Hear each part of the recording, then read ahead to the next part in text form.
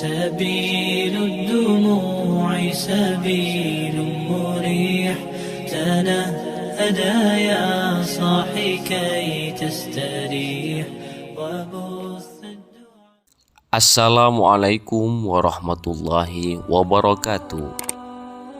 Kisah perjalanan Imam Syafi'i menuntut ilmu. Ketika beliau berguru di kota Mekah, Imam Syafi'i diperintahkan oleh gurunya, "Wahai Muhammad, pergilah engkau ke Madinah untuk berguru lagi, karena sesungguhnya ilmuku sudah habis. Semuanya sudah kuajarkan padamu." Imam Syafi'i pun menuruti perintah sang guru dan beliau segera berpamitan dengan sang ibu. Berkatalah sang ibu, "Pergilah engkau menuntut ilmu di jalan Allah, kita akan bertemu nanti di akhirat." Maka Imam Syafi'i pun berangkat ke Madinah mencari guru untuk mengajarkannya ilmu. Di Madinah beliau berguru kepada Imam Malik. Tak butuh waktu lama, Imam Syafi'i langsung menyerap ilmu yang diajarkan Imam Malik sehingga semua orang terkagum-kagum dibuatnya, termasuk sang guru yang pada saat itu merupakan ulama tertinggi di kota Madinah. Imam Syafi'i pun menjadi murid kesayangan Imam Malik. Imam Syafi'i kemudian mengembara ke Irak dan menimba ilmu di sana. Beliau berguru kepada murid-muridnya Imam Abu Hanifah atau Imam Hanafi. Meski sudah banyak menyerap ilmu di Irak, Imam Syafi'i belum ingin pulang karena belum ada panggilan dari ibundanya. Di Irak, Imam Syafi'i berkembang menjadi murid yang terkenal sangat pintar dan tercerdas, sehingga dalam waktu singkat ia sudah diminta untuk mengajar. Tak butuh waktu lama, ribuan murid pun berbondong-bondong datang untuk berguru padanya.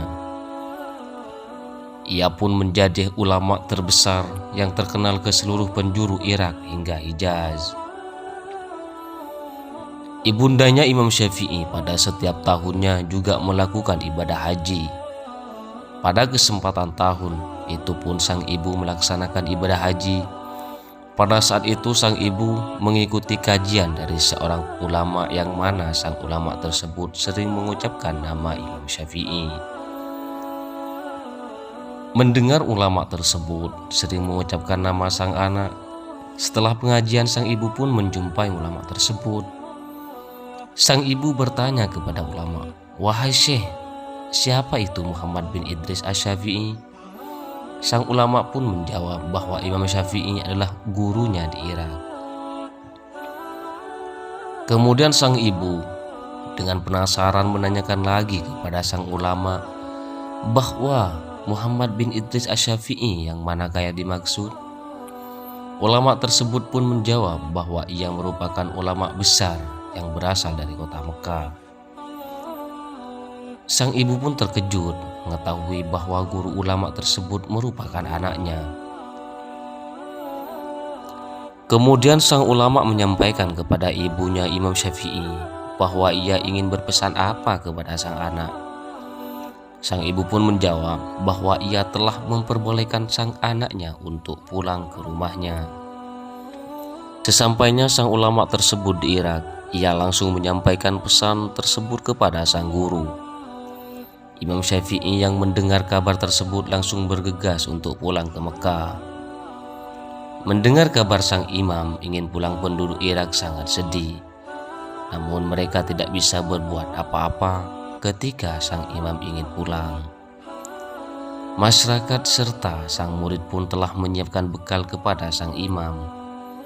Karena sang imam telah menjadi ulama besar di Irak, ia pun menerima bekal yang sangat banyak. Ratusan ekor unta telah diterimanya dari masyarakat dan murid di sana. Sesampainya sang imam di pinggir kota Mekah, ia pun memerintahkan sang murid untuk memberitahukan sang ibu bahwa anaknya telah berada di pinggir kota Mekah. Sang ibu bertanya, "Apakah yang ia bawa?" Sang murid pun menjawab dengan bangga bahwa sang imam membawa ratusan ekor unta dan harta lainnya.